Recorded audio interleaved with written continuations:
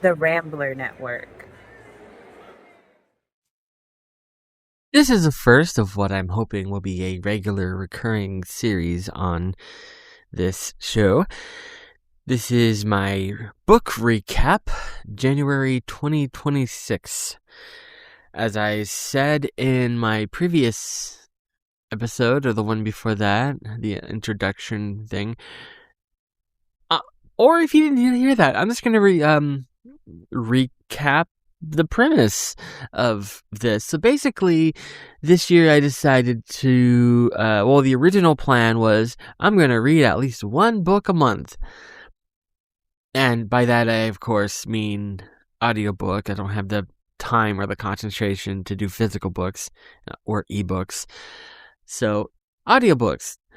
I was going to do at least one a month. And, I did 10 this month, so I think I may have underestimated how quickly you could go through them. Audiobooks are basically podcasts with narrative. So, alright, so I'm gonna go through the books that I did, but I also want to stress that this isn't like a book review, or a book report or something. I'm just like talking about the books that I did. Like, I might not even go into detail. I'm not even entirely sure what I'm gonna do. I'm not just gonna do a list. Okay, the first book was this, the second book was that. Here's a quick 2-minute episode on that. No, I don't know. Like I was going originally I was gonna do an episode for every book I did. Like I would finish a book, do an episode real quick, but then I was looking at the list and I'm like, I don't have things to say about every single one of these books. Not enough to justify a whole episode. So that's why I decided to do a monthly recap.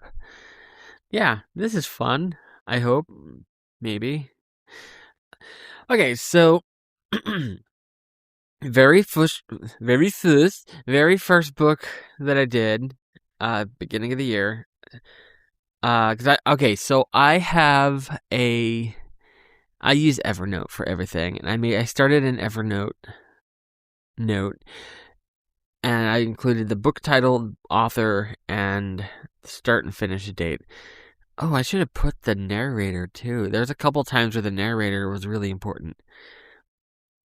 I mean, they're always important because they're reading the book, but like, I'll get there. First book I read was Whoever Fights Monsters by Robert K. Ressler.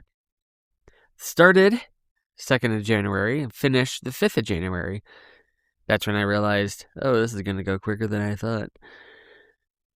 So, the last book that I did in 2025 was Mindhunter. And if you've read Mindhunter, this is basically the same thing with a different flavor because they were basically coworkers. And yeah, it's basically the same stories just told from a different perspective, and it was really interesting. Going from one book to the other, I was like, oh, this is the same stories, but like it's different perspective, like I just said, basically. And I liked it. It was a great start to the year with that true crime book. So I followed it with The Wonderful Wizard of Oz by L. Frank Baum. Started 5th of January, finished the 5th of January. Yeah, it was a really quick read. If you've seen the movie, which I assume you have, because, I mean, who hasn't? I've only known one person who hasn't seen it, and yeah. I don't even entirely believe them. So if you've seen the movie, you probably think, oh, I don't need to read the book because I know what happens. Well, no, you don't. The book and the movie are different. For the movie, they changed so much. They shortened it. The Wicked Witch isn't even the main villain of the book. In fact, I don't even know if there is a main villain. The Wicked Witch the West is like a minor villain, and not to spoil anything, she dies halfway through the book. I'm the first time I ever read it, I I got to that part where she's melted. I'm like, we're only halfway through this. What are they going to do? But yeah, that was only one stop on their journey. There's a whole bunch of stuff that happens in the book, and they changed it for the movie. I highly recommend the book. Also, if you read the book, completely forget everything you know about the movie, because there's a lot of stuff they invented for the movie, and then like every adaptation after that took it. Like, it was all a dream. Like, oh, you were in it and you were in it, and like her uncle was the Scarecrow or whatever. Yeah, like all of that is specifically for the movie, and that's what everyone assumes. Like, no, that's not in the book. Also, The Witch Being Green, movie exclusive. Anyway, so I follow that up with another, I was going to say true crime, but it's not true crime, it's fiction crime. All Good People Here by Ashley Flowers. Started the 5th of January, finished the 9th of January. I'm a huge fan of Ashley Flowers. If you don't know that name, then you probably don't listen to podcasts. She's the host of Crime Junkies, along with other she's got a bunch of podcasts. She has a whole podcast network, Audio Chuck. She's really good at storytelling. I've always thought that when she's telling these true crime stories, and she tells them in such a way that it's like, I need to know more. And so when I found out that when she announced on the show that she was writing a novel, I was like, yes! And it was great because with the true crime stories that she would tell, she's confined to telling the story as it is. She can tell the story however she wants and make it interesting, but she still has to, follow the facts, and that's not a hindrance to her because she's really good at telling the stories. But with the novel, she can tell the story however she wants and make it up as she goes because it's her fictional story. She did say while she was promoting it that it was inspired by a true crime case. It was like loosely inspired by a true crime case. And I'm thinking, oh, it's going to be like some lesser known true crime case that she covered and was really interested in and wanted to do like a different take on it or something. Well, I started listening to it, and quickly became apparent this was heavily inspired by the JonBenét Ramsey case. And yeah, at first I was like, oh, this is just the JonBenét Ramsey case, but then she like changes it enough that it's not the same. And it was really interesting. I liked it. There's another novel she just released a few months ago. I haven't read that one yet. I will get to it, maybe even this year. I don't know. Maybe I will. Maybe I won't. That was followed by Beyond the Wand by Tom Felton. Started the 9th of January, finished the 9th of January. That was a quick read. It's basically a memoir by Tom Felton, who is Draco Malfoy in the Harry Potter series. In this book, he tells his story. Oh, this one was read by him. I was hoping the Ashley Flowers book was read by her, but it wasn't. But I think that's why I waited so long to read that one. I was like, I want it to be read by her. But anyway, the Tom Felton one was read by Tom Felton, and it actually kind of helped because there's times when he's doing voices, and when like you're telling a story and you're trying to you're trying to imitate someone's voice that told you something, and you can imitate their voice. Well, he can do that, and if they had gotten some other narrator to do it, they would have just done some random voice. But Tom Felton telling his own story with his own words and like imitating people's voices from his life, and it's interesting. I always like when there's like a memoir or like a true story book and the person actually reads it themselves. There was a Betty White book. It was like a memoir by Betty White, and she read it, and I read it like right after she passed away, and it was like really emotional. And then there was Glad My Mom Died Jeanette McCurdy. I read that one years when that one came out. She read it, and that's made it better. I didn't do either of those this month, so don't think that those are going to be on this list. I might reread them later this year. I don't know. There's still a whole year, well, 11 months. But yeah, Beyond the Wand, it told the story of like when he got into acting and his time. There's like lesser known stories behind the scenes at Harry Potter and like his life after Harry Potter, and it's really interesting. He went through a lot after Harry Potter I didn't even know about. And the fifth book I read this year, The Schwa Was Here by Neil Schuster. Wait. Oh, I misspelled that. I think it's Schusterman. Schuster. Oh, I did a typo. No, why did I do that? This is one I read in high school, and I was a huge fan of, and I've been thinking. I always thought of this book, but I always split it into two books. I was like, I remember that one about the kid that was like invisible to society and people kept not noticing. But then there was another book that I read at one point about this guy liking this blind girl, and I was like, I don't remember the name of the one with the blind girl, but like I remember The Schwa Was Here about the kid that was kind of invisible to society. Where was the blind girl book? Oh no, it was this one. When I got to that part when you meet her, I'm like, oh wait, it was this one. Yeah, started the 9th of January, finished the 9th of January. That was a very busy day.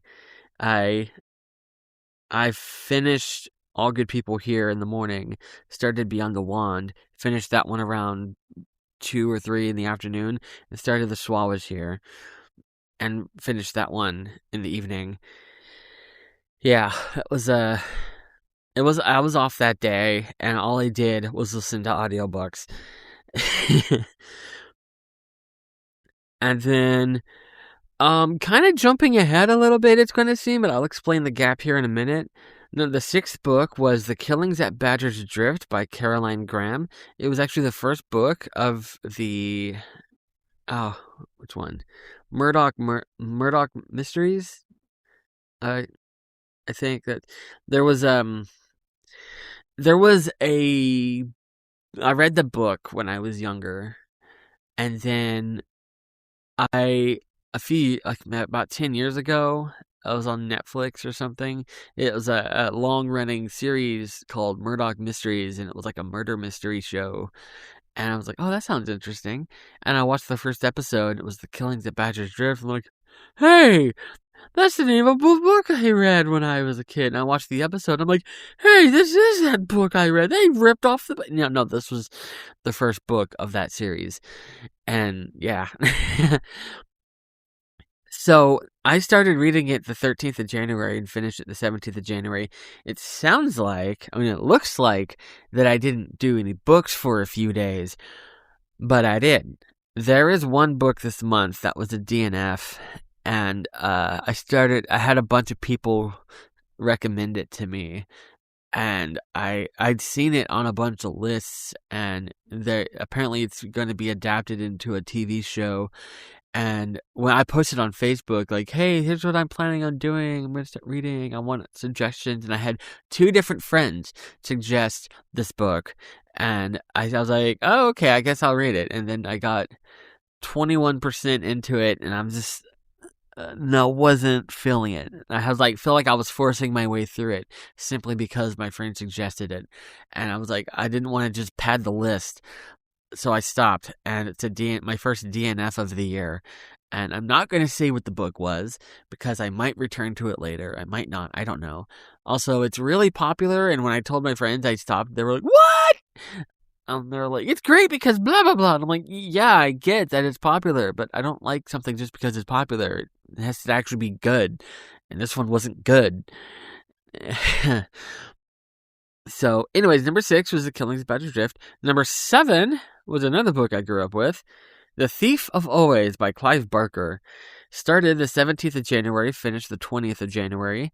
This one, I actually started reading because I'm a little late to the party, but I middle of January I started and finished Stranger Things 5. The storyline with Henry gathering the kids at the house and like making them think that, oh, everything's perfect here, you don't have any worries. I'm watching that storyline play out, and I'm like, this is very much like The Thief of Always. This is what's making me think of. I feel like I worded that weird. And so I'm watching that, and I'm like, I know what book I'm going to add to that reading list. And yeah, and I read it, and it was really good. And I do recommend it. There is more to it than that. It's just, there's like one or two episodes in Stranger Things 5 where there's like a house, and then they basically merged two characters and to the character of Henry. I don't know if they actively were referencing this book because it's kind of and not unknown.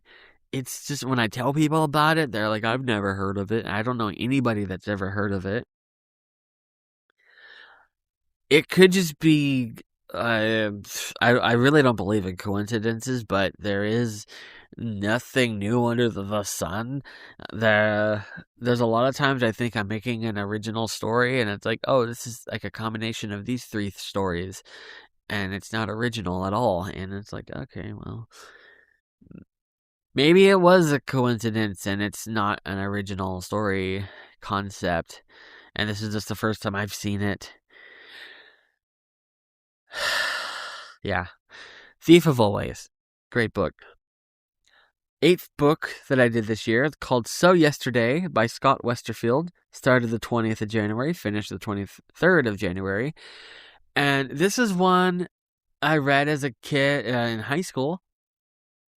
And when I think back on it, it felt like it's like nothing happened in this book. It was kind of a nothing book, but like it stuck with me for some reason.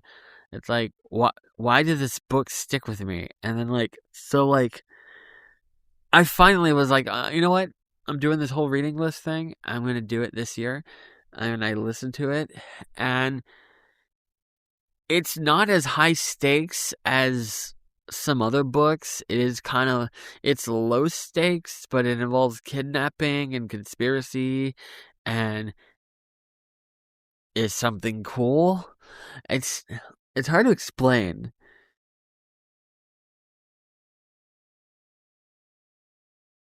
I will say that the first time I ever heard of that Pokemon episode where the flashing lights sent kids to the hospital, I learned about it from this book, and I thought it was made up for the book. And then a couple years after I read the book, I found out it was real, and I'm like, oh wait. And so when I hear about that episode, I think of this book, and yeah, when I listen to it, I'm like, oh, there's the scene. And the 9th book, The Hobbit by J.R.R. Tolkien, started the 23rd of January, finished the 30th of January. I started reading this book in high school. I had just finished watching the Lord of the Rings movies, and I'm like, that was awesome. I want to read the book. And I had I had the book box set. It was I had the world's only 4-book trilogy.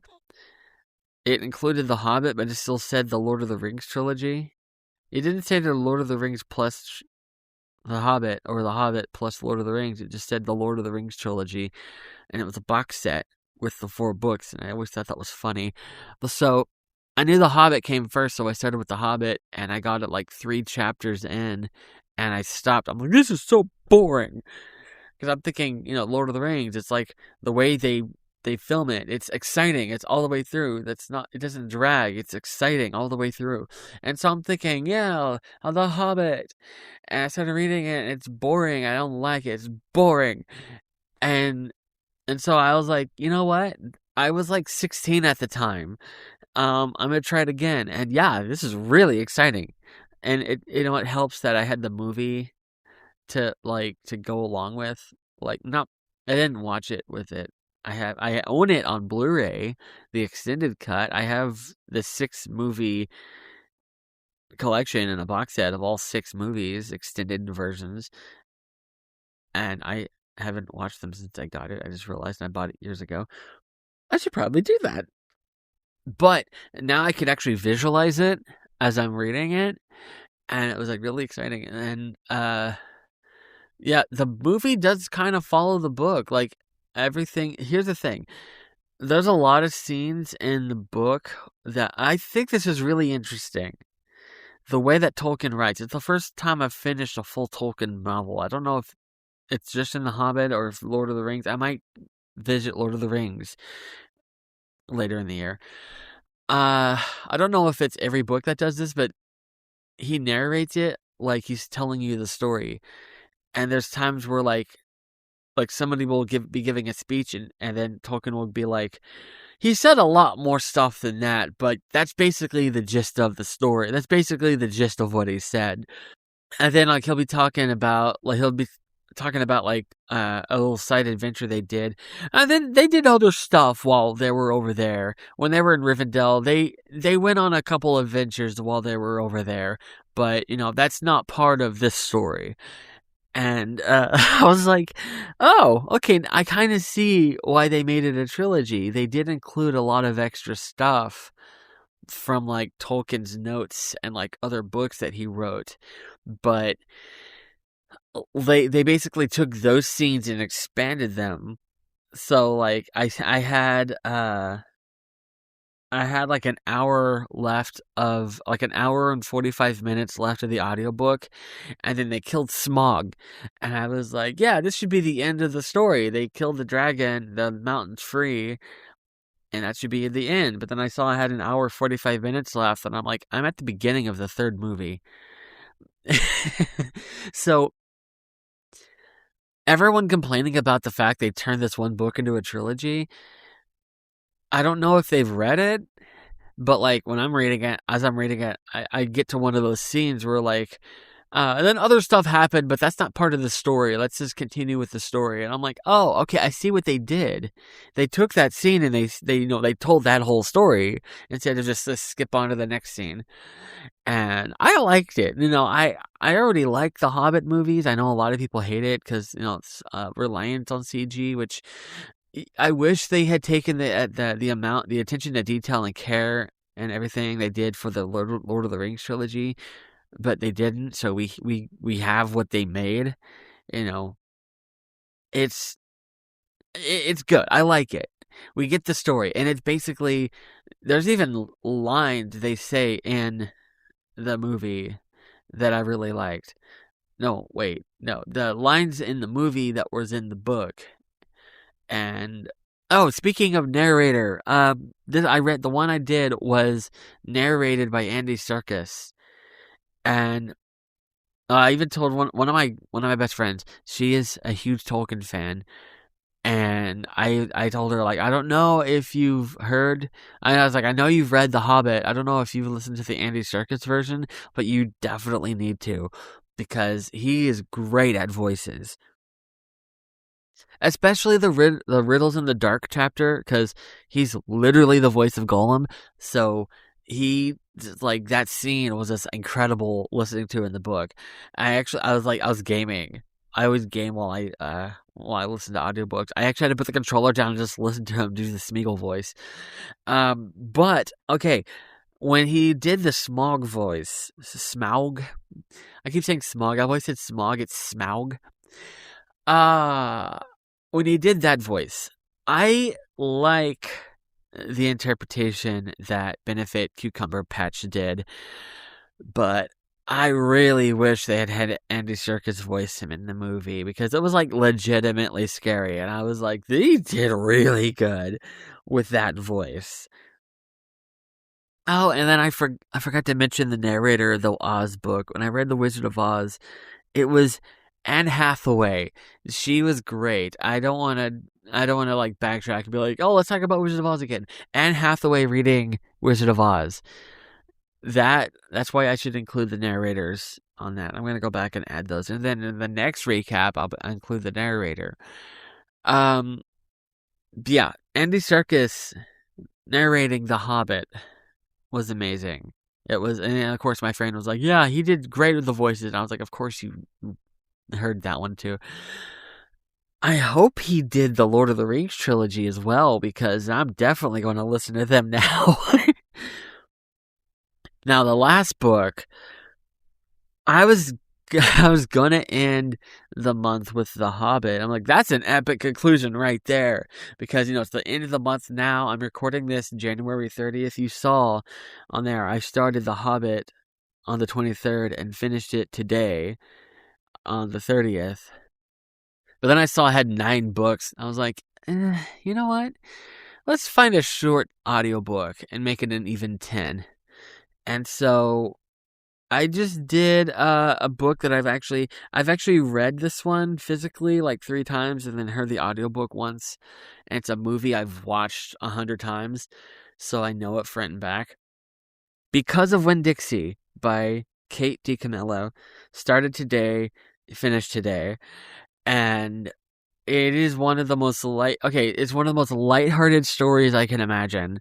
It does okay, so it gets emotional a couple times. It does have a couple of heavy topics, but it's still light reading.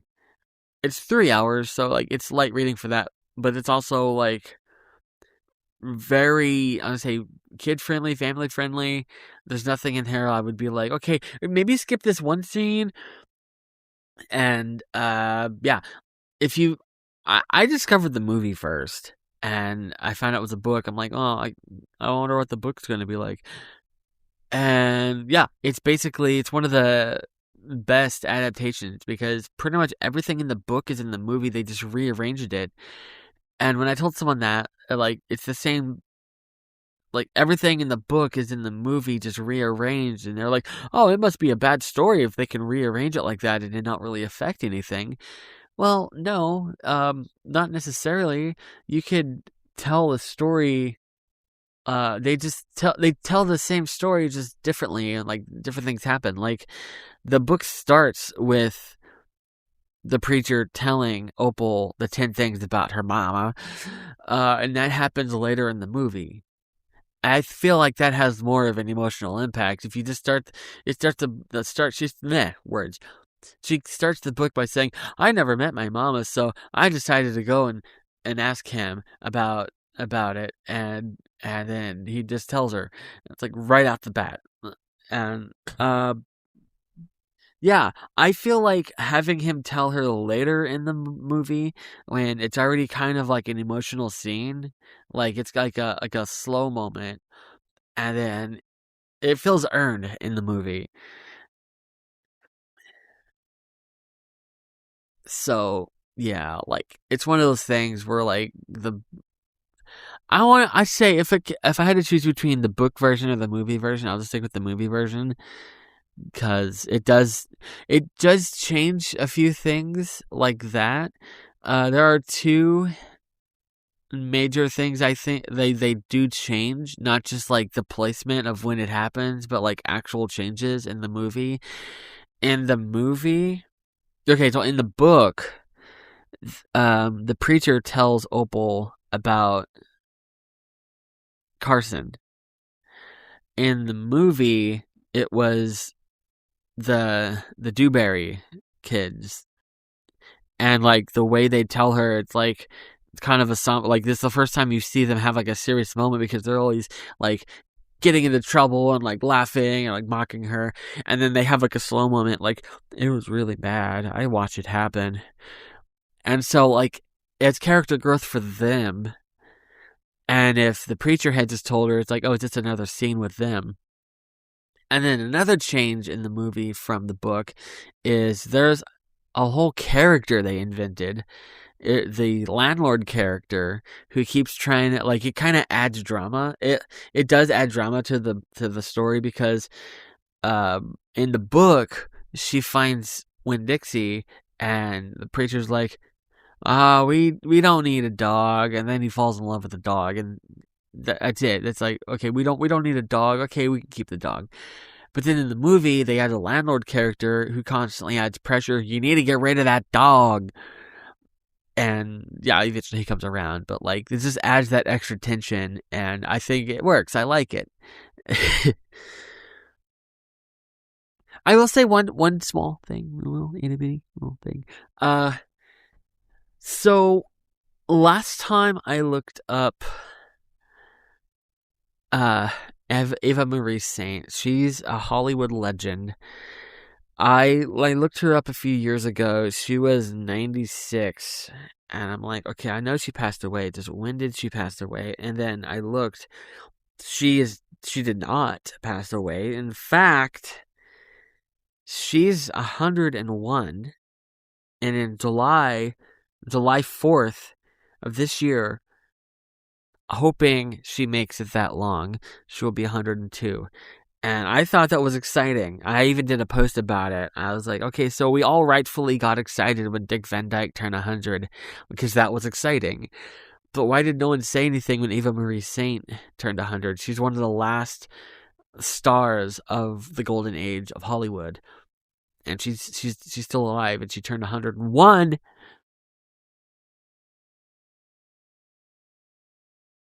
But then the opposite thing kind of happened.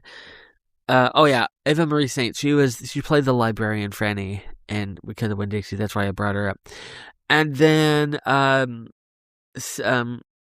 Cicely Tyson, she played Gloria Dump in the movie.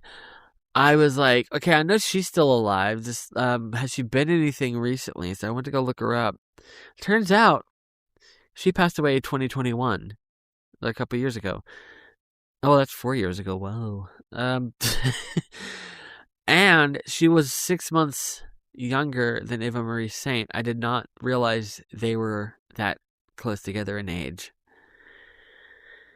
So, yeah, I was wrong twice. Eva Marie Saint passed away when... Oh, no, she's still alive. Okay, Cicely Tyson's still alive. Is she in anything? No, she passed away. What? I'm just going to stop assuming people are alive or dead, because I'm always wrong. So this concludes the January 2026 book. I was gonna say book club. Okay, so this first month was kind of random. I was gonna keep each, I was gonna keep it random. We're like each book, I'm gonna pick something completely different from the previous book. But like that's getting kind of hard. I'm 10 books in, and I'm like, oh crap, what's the next one going to be? So I decided that they're not going to be like themed months. They're just like, I'm not going to be so strict about it's like I said, like part of the reason I didn't do I've been wanting to do all the Oz books, and I might not do them. There's like 14 of them, so like I might not do one back to back. But like the reason I just went from Wizard of Oz to something else was I was like, I don't want to. This month it was kind of just like I'm excited about doing this, so I'm just gonna have fun with it and just like go crazy and just pick random books. But like I do have a theme picked out for February, which I won't say here. I'll say in my recap a month from now.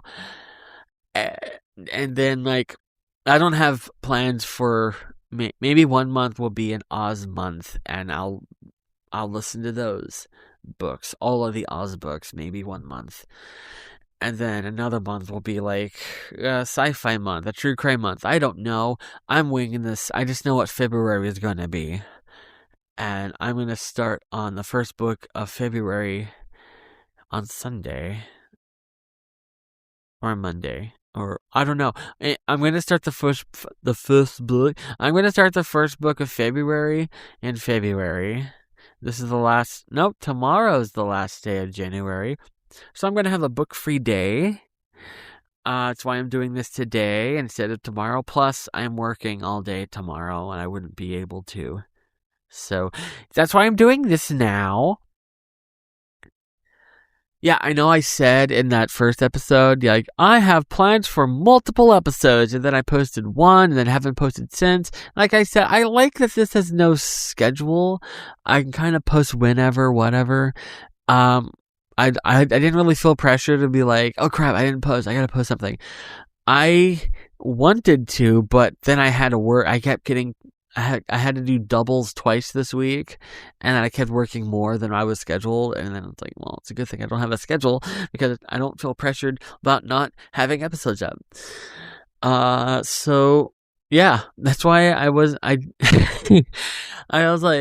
excitement for a new podcast, and then didn't post anything. So I will try. Okay, maybe I will start recording ahead. Maybe like because I'm off today. I'm recording this, and then I have my sister and I are gonna go. We're gonna go hang out tonight. And let's see, in 3 hours. So I gotta edit this, post it, and then get ready.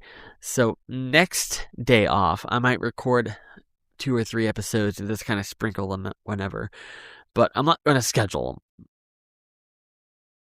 I don't want to go too long without posting, you know? Like, I know I said, like I might even go a month without posting, but I don't want to actually do that, you know?